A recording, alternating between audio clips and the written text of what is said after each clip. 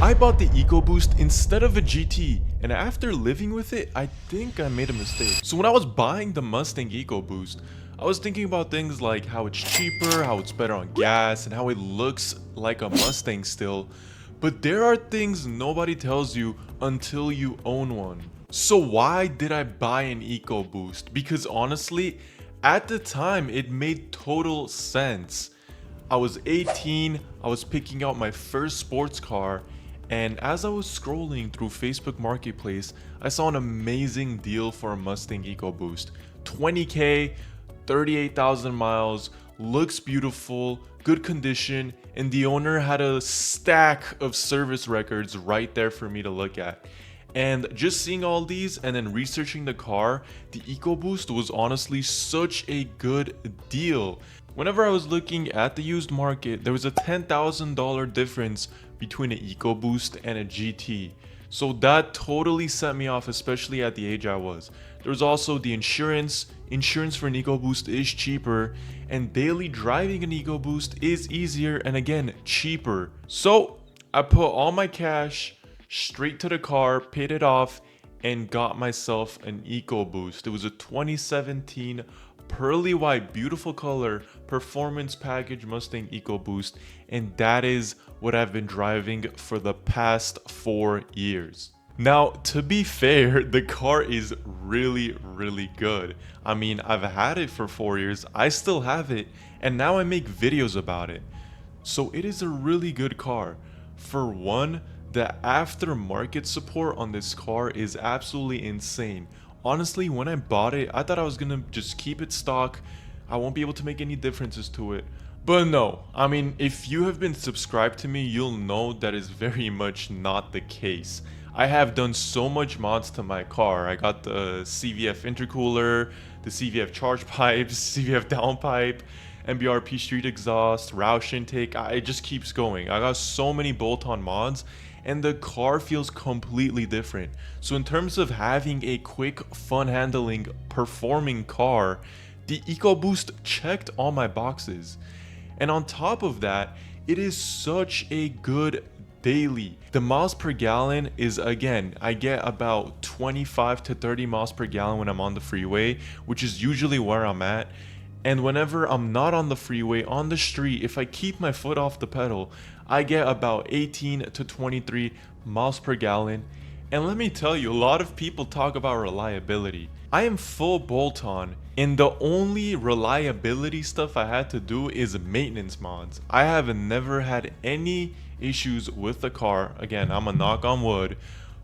But I have never had a reliability issue, and I am sure that if the previous owner and you take care of your Mustang EcoBoost, you will never have any issues. Because with the proper mods and the proper maintenance, and as long as you know the limits of the car, it is safe and it'll just keep running over and over again. I am now sitting at 76,000 miles, and I got it when it was 38,000 miles. I've been pro-tuned full bolt-on for nearly 30,000 miles.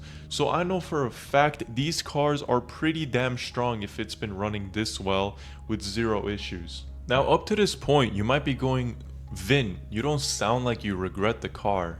But let me tell you, something started bothering me.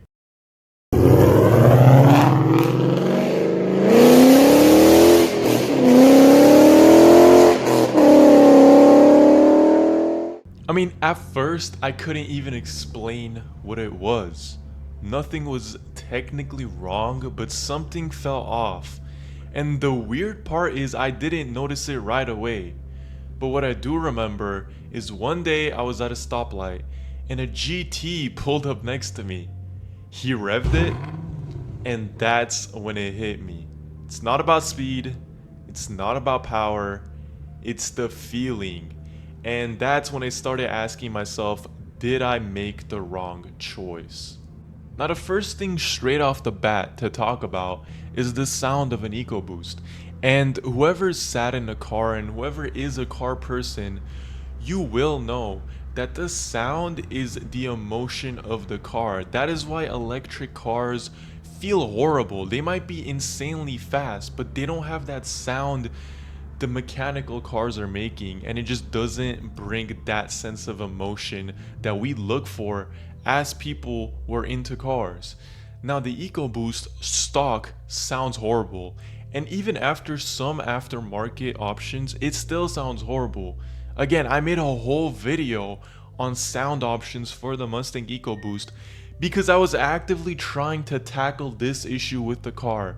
And let me tell you, when you sit in a stock GT, or even just a muffler deleted GT, or just the worst exhaust, the car still sounds good, and it invokes an emotion that makes you want to go sit back in that car and drive it. And not even driving it fast, just blipping the throttle and hearing the exhaust a little bit makes the car fun because of its sound. Now, this emotional disconnect with the car, I actually fixed, and I'm gonna talk about. But the comparison issue was also really big. This was a whole mental game with owning the car. When you buy the EcoBoost, again, right now in my comments, people are gonna say, why didn't you buy the GT? Every post I make, why didn't you buy the GT? And I know it happens with almost every car, but I don't know why it's so strong when it comes with the EcoBoost. So whenever you start driving this car, you start comparing yourself a lot. Now, I know there's going to be a wide variety of people watching my videos, and I know this doesn't apply to everybody. I'm just talking about my experience. This is my experience. And this is how I was. I was trying to mod my car to make it faster so I can say it's fast. And I was just trying to find a way around that comparison feeling. However, lately, these past 2 years, I realized that I'm very proud of myself for getting this car. It's a beautiful car, and it's a very good car at what it does and what it offers. So I've been pretty chill. I've been very happy with it. And at this point, I mod the car for a very different reason, so let's quickly talk about that. So earlier, I said I fixed that emotional problem with the Mustang EcoBoost, and let me tell you exactly how I did it. The first problem was the sound. And again, I've done so much research on sound, and I have concluded that maximizing turbo sound in this car is the best thing you can do. I have the MBRP Street exhaust, which is the quieter version, and it has a deep rumble to it, and it's not raspy, tinny, which is perfect for this car because it just has an exhaust sound, but it doesn't overtake the turbo noises.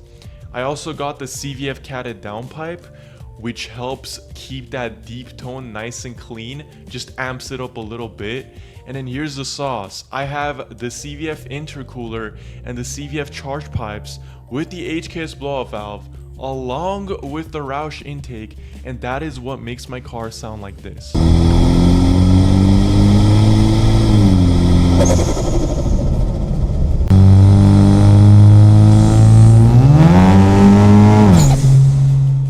When the car started sounding like this, that emotional problem I had being connected to the car went away. Now I get excited to drive the car just to hear these turbo noises, and if it sounds good on camera, it sounds even better in person. I also ended up tuning the car, which wrapped up all these mods and made them work together real nice, and the car started feeling very nice to drive.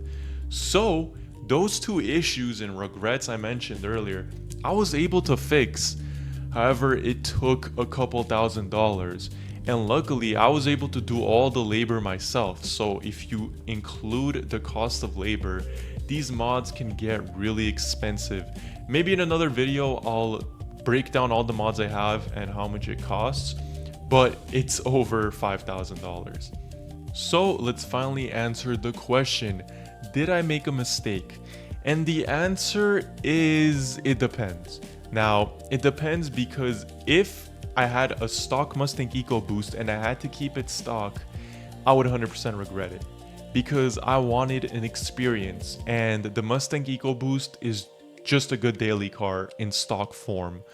After modding it and spending a couple $1,000s, it became the car I wanted. So at this moment right now, after all my mods, I do not regret the car. But if I had a stock Mustang EcoBoost, I would definitely trade that in for a GT. And if I could go back in time, I wouldn't change the car, I would just change what I expected from it. I'm curious to hear your guys' thoughts about what I just said. Also remember to subscribe if you want to watch more EcoBoost videos. Goodbye.